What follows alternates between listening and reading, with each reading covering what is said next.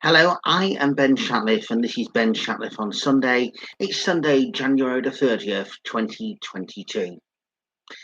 In a few moments, I'll be giving you some personal reflections from my visit to Theresienstadt, known as the Paradise Ghetto, 14 years ago in June 2008, as we conclude our special series of programmes to commemorate Holocaust Memorial Day, which of course was last Thursday, January the 27th. Before that, though, a look at today's main news stories. They're saying there's nowhere to hide for Putin, as the UK are ruling nothing out on their support for Ukraine. Ukraine will fight hard, they say. This is not going to be simple. And the Foreign Secretary, this trust says that we as Britons are supplying weapons to Ukraine. A second storm has hit the UK. It's going to be set to hit the UK just hours after two people have died as a result of the storm, which has gone on over the last 48 hours. And Donald Trump, dare I say, has saying that he will pardon the Capitol rioters if he runs and wins again.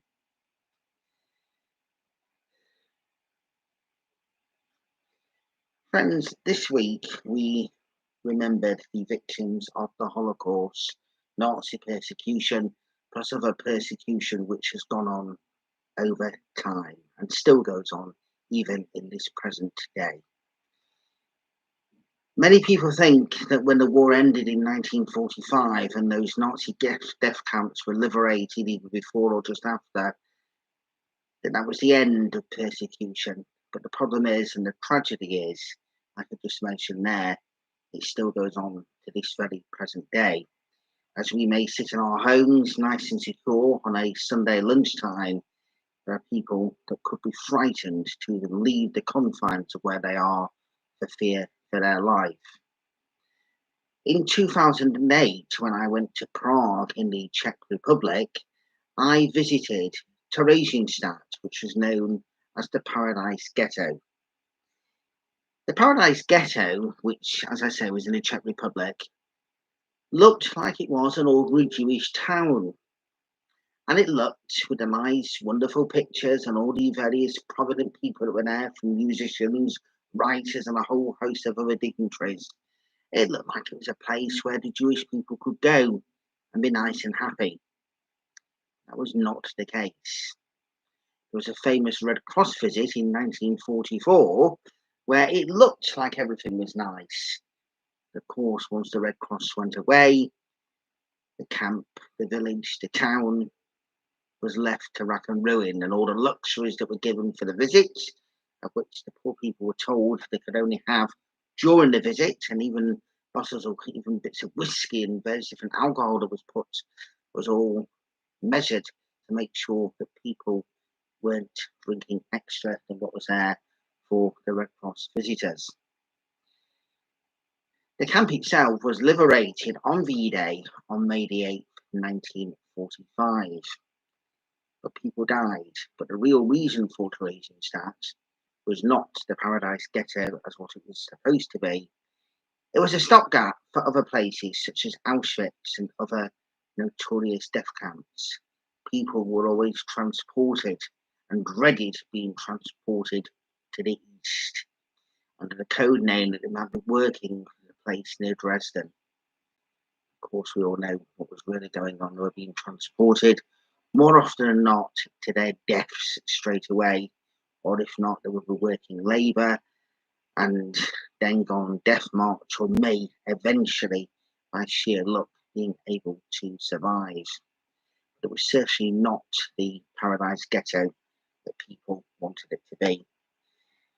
At the moment, I can't share photos with live backgrounds or anything like that, so I'm going to use the iPad just to show you some of the scenes from when I visited back in 2008. As you can see, I look a little bit different there. The hair was a bit longer.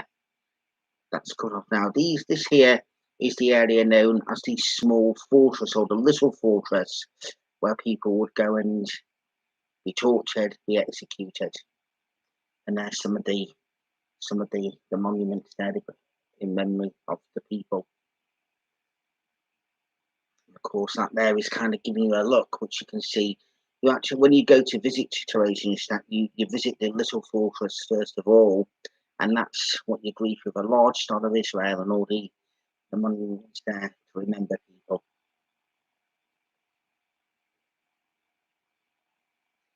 But there is a sculpture where somebody took a photo of me, and I was asked to smile. Although to be perfectly honest, I didn't really feel it was appropriate to smile. And that there is, as you actually enter like the barracks in this in the little fortress. Getting some pictures there from the outside.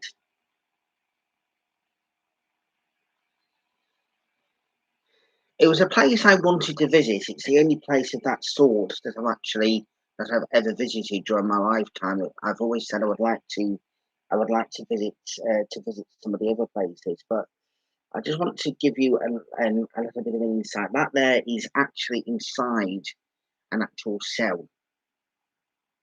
I'm not even going to say any more in regards to that. Another another picture there. These have obviously survived there in the little fortress.